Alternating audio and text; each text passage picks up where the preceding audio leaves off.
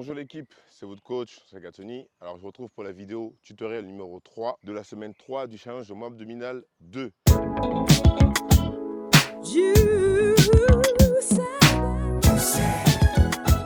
Franchement, avec tous les numéros que j'ai dit là, si je ne gagne pas au loto, je ne comprends pas. Dans cette semaine, on va revoir les mouvements qu'on a déjà vus lors de la semaine 1 et 2. Donc les mouvements classiques vont revenir. Les portefeuilles, le tuck-up sont toujours là. Le L-sit-up, il est toujours là. Le gainage, il est toujours là. Il y a des mouvements qui s'ajoutent, dont un nouveau mouvement. Je n'ai pas encore trouvé, ça va venir. Pour l'instant, je l'appelle statodynamique. Donc ça travaille les abdos, ça picote bien. Mais ça, dans la séance 3, je vous l'explique déjà très bien. Je ne vais pas le refaire ici. Je vais aussi présenter le gainage latéral et les burpees. Fuck you! Je ne sais pas, peut-être ça peut arriver. On ne sait pas qu'est-ce qui peut se passer. No, God! No, God, please, no! No! No! No! Donc pour cette semaine, quand vous allez faire la séance, vous allez voir qu'à un moment, j'utilise un kettlebell. Pourquoi? Pour travailler les obliques, d'accord? Avec le mouvement petit caillou ou Russian twist, pour augmenter la difficulté. Je rajoute une charge, d'accord? Ça va me permettre de me concentrer sur le mouvement, une bonne exécution. Donc moi j'utilise un kettlebell. À la maison, vous pouvez utiliser un sac avec du poids, une bouteille d'eau, une haltère si vous avez, ou un disque de poids si vous avez. En salle de sport, en principe, vous ne manquez de rien. Vous avez l'embarras du choix. Alors, les grands classiques tels que L-sit-up, portefeuille, je vous l'ai déjà montré, je ne vais pas revenir là-dessus. On va commencer tout de suite avec le Russian twist, c'est-à-dire le petit caillou avec une charge. C'est le même principe, sauf que le positionnement et comment on tient la charge est très important pour ne pas se faire mal et pour avoir un travail efficace sur les obliques. Alors, on s'assoit comme d'habitude. Le même principe, hein, le pied fort. On met le pied fort sur le pied faible. Donc moi, je suis droitier, c'est mon pied fort. Pied faible, pied gauche, je le mets par-dessus. Le poids qui te baise, c'est mieux parce que j'attrape sur les côtés, sur les poignets. D'accord? Et là, rotation du buste, la tête, les épaules, ça ne bouge pas. Et je vais bien chercher gauche, droite. Là, je m'applique encore plus pour bien travailler. Je vais lentement pour bien travailler. Au-delà des obliques, ça va aussi travailler biceps, triceps et les épaules. Un travail complet avec travail des muscles profonds, les muscles posturaux, pour avoir une meilleure posture. Votre dos vous dira merci. Donc on fait bien la rotation comme ceci. Prenez votre temps, vous n'êtes pas pressé. Deuxième mouvement, c'est le gainage. Donc on va faire le gainage latéral. Le gainage facial, on a déjà vu. Là, on va attaquer le gainage latéral. Je vous montre. Alors, pour le gainage latéral, le principe reste le même. Le but est de vraiment gainer, gainage gainé.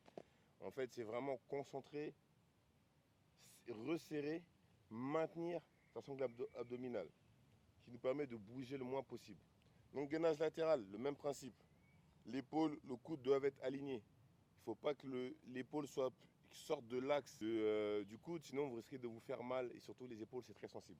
Donc aligné comme ceci. La main, je peux la mettre à plat comme ceci, c'est vous qui voyez.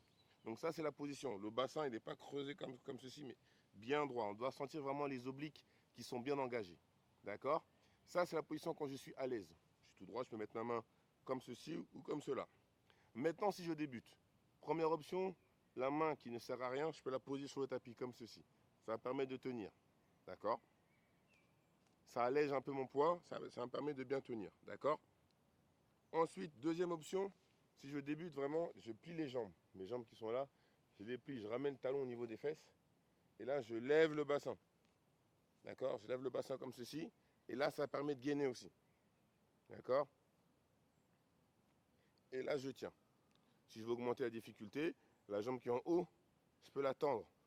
Et je reste comme ceci en gainage. Croyez-moi, ça travaille. Limite, ça travaille plus que le gainage classique. Mais on reste comme ça, la jambe bien tendue. Et on tient. Donc, récapitulatif. Gainage. Épaules et coudes alignés. Corps tendu, le bassin relevé.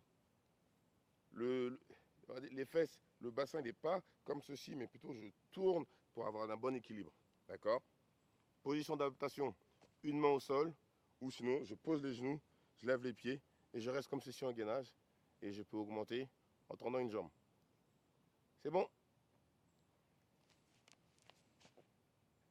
On va enchaîner avec le troisième mouvement, qui n'a rien à voir avec les abdominaux, mais qui travaille aussi, c'est les burpees. What? burpees, mouvement polyarticulaire, il travaille toutes les articulations. Le mec qui a créé ça, c'est vraiment un salopard. Donc pour les burpees, je commence debout. Le but, c'est être debout, aller au sol. Je vous montre. Avec un petit saut à la fin, vous pouvez taper des mains ici. Donc ça, c'est la version standard. Ok? C'est la version qu'on attend. Au final, il doit ressembler à ça. Maintenant, selon votre niveau, plusieurs méthodes. La première, c'est le découpage. D'accord? On va découper le mouvement étape par étape. Je commence, je fais ma flexion, je pose mes mains au sol. Là, je sors les jambes. Deux options. Soit les deux en même temps, soit l'une après l'autre. Arrivé ici, je ne fais pas de pompe. Je pose mes genoux, je pars au sol. Et je remonte pareil. Hop, je ramène une jambe. Boum. Ça, c'est la version décomposée. Ok, je remonte. Flexion. Je pose mes jambes devant. Je sors une jambe, je sors l'autre jambe. Position de pompe. Je pose les genoux. Là, je me laisse aller au sol. Et je remonte. Voilà, ça c'est une manière de faire les burpees.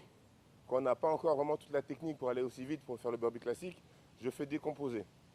Maintenant, c'est pour les personnes qui débutent, qui sont légèrement en surpoids ou qui ont un peu des douleurs au niveau articulaire. Donc ce qu'on va faire, c'est pas vraiment un burpee, c'est pas non plus un sprawl. Bon, j'appelle ça un up-down. Ça va juste t'entraîner à faire le mouvement, le temps de te renforcer et d'habituer le corps à faire ce mouvement. Tu vas juste partir sur flexion, je pose les mains et je sors les jambes. Et je reviens. Et je claque.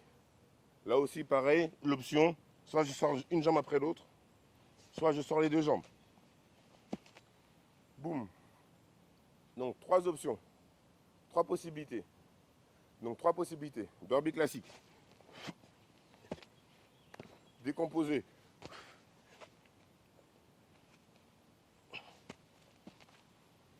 Up, down. Choisissez celui avec lequel vous avez plus de facilité et vous le faites. Et à force de le faire, vous allez vous améliorer et progressivement, vous allez pouvoir évoluer. Donc si je commence de up-down, après je passe à décomposer. Et de décomposer, je passe au burpee standard. Et si je suis à décomposer, décomposer, après burpee standard. Le tout, c'est voir une ligne de progression. Pas commencer ça, un entraînement de 6 semaines, et 6 semaines après, tu es toujours au up-down ou au burpee décomposé. Il faut progresser, il faut répéter le mouvement, répéter, répéter, répéter. On s'améliore, après ça va beaucoup mieux. Donc c'était tout pour les mouvements de la semaine 3. Donc je vous souhaite une bonne semaine, travaillez bien. Si ce n'est pas fait, on s'abonne à la chaîne, on met un pouce bleu, on active la notification, on laisse les impressions en commentaire, on partage la vidéo et on se retrouve la semaine prochaine. Et comme d'habitude, travail, rigueur, discipline. Pas de semblant.